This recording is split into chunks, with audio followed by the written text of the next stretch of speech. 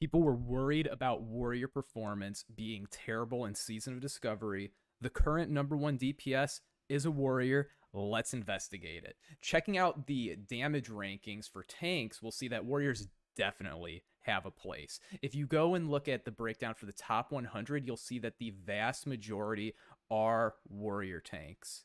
This is great, but the real question we have right now is for pure DPS roles, how does the Warrior do? And like I said, the number one is a Warrior. The vast majority of the other rankings that have been set are by Hunters. Most of them on December 3rd, before the first balance patch came out for Season of Discovery, which did nerf their shots. Now, when it comes to where Warriors are strong in the raid, of course, this damage breakdown means that on average, they can be the number one DPS on bosses. But what's interesting is they only beat people by a little bit in ideal circumstances on bosses. This is a log page for just the bosses, and you'll see that Alando only does a little bit more than his teammates. However, if you're interested in speed running, this brings up the question of what about trash? How good is Warrior on trash? And even though Warrior doesn't have Whirlwind yet, Warrior is insane on trash. This is the damage from all sources on everything in BFD. Notice how dominant the Warrior damage contribution is. And this includes bosses. So if you were to compare this page with everything to this page with just boss damage, you will see that Warriors are actually doing nearly double the DPS of the next highest class while on trash. So if you're interested in speedrunning, Warrior is inarguably fantastic. Now, how is Alando doing this much DPS? Let's check out for bosses. We can see, looking at this damage breakdown page, that the choices for runes are going to be Raging Blow and Quick Strike. The last one's going to be consumed by Rage, and the way we're able to tell that he's using that is we can look at the event log and check buffs he gains. We can see he gains in Rage.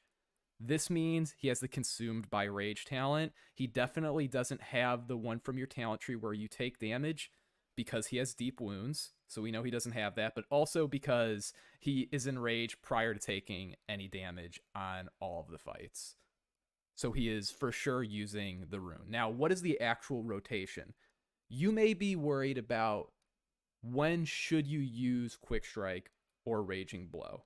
Well, looking at this event log, we can tell that Raging Blow does not impact your swing timer because there's a melee swing 30 milliseconds after this first Raging Blow. So we're definitely okay. Let's see. There should be a similar case for Quick Strike. And looking here, we have a Quick Strike, and then a second later, a Cleave goes out. This means that for sure, Quick Strike also does not get any impact from your swing timer. You can use it whenever you want. This is kind of crazy because it means really the way that you do an optimal rotation on Warrior is just using Raging Blow and Overpower whenever they're available, and then spend any additional rage that you can for cleave situations on cleave. Otherwise, if there's no other way for you to spend your rage, you can utilize a heroic strike. A lot of the way that this spec is going to actually end up doing a lot of damage will just be from getting to utilize Wind Furies. You're going to be hitting the boss all the time, even though you're using a two-hander.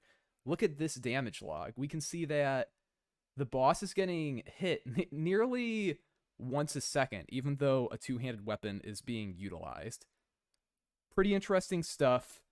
Haven't had the balance in a state like this since Slam Spec used to be very popular years and years ago. I think Warrior is going to keep getting better and better throughout this first phase, but in later phases, it's going to be the best class, like always.